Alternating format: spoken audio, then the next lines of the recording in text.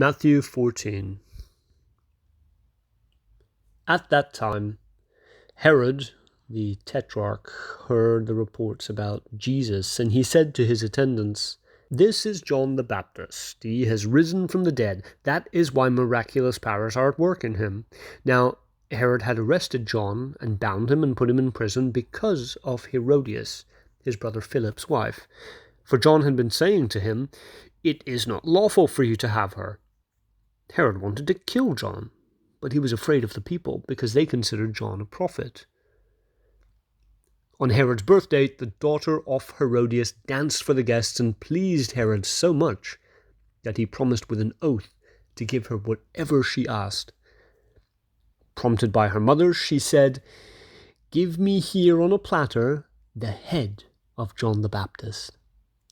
The king was distressed, but because of his oaths and his dinner guests, he ordered that her request be granted, and he had John beheaded in the prison. His head was brought in on a platter and given to the girl, who carried it to her mother. John's disciples came and took his body and buried it. Then they went and told Jesus. When Jesus heard what had happened, he withdrew by boat privately to a solitary place. Hearing of this, the crowds followed him on foot from the towns. When Jesus landed and saw a large crowd, he had compassion on them and healed their sick. As evening approached, the disciples came to him and said, "This is a remote place, and it's already getting late. Send the crowds away so they can go to the villages and buy themselves some food." Jesus replied, "They do not need to go away. You give them something to eat." "We have here only 5 loaves of bread and 2 fish," they answered.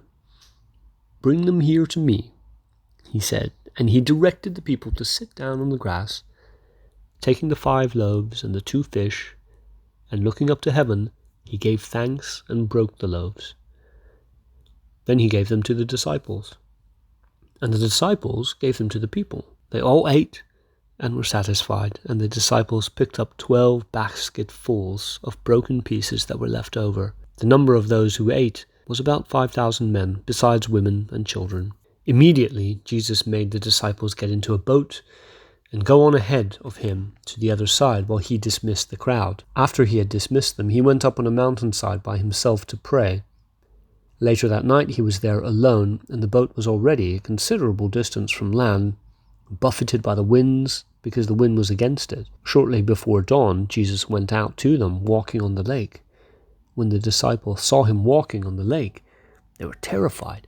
"It's a ghost!" they cried, and cried out in fear. But Jesus immediately said to them, "Take courage, it is I, don't be afraid." "Lord, if it's you," Peter replied, "tell me to come to you on the water." "Come," he said.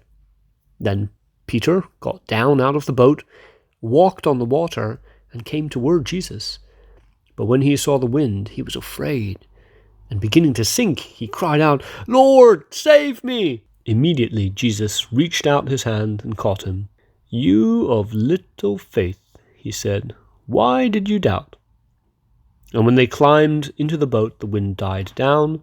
Then those who were in the boat worshipped him, saying, "Truly, you are the Son of God." When they had crossed over, they landed at Gennesaret. And when the men of that place recognized Jesus, they sent word to all the surrounding country. People brought all their sick to him and begged him to let the sick just touch the edge of his cloak. And all who touched it were healed.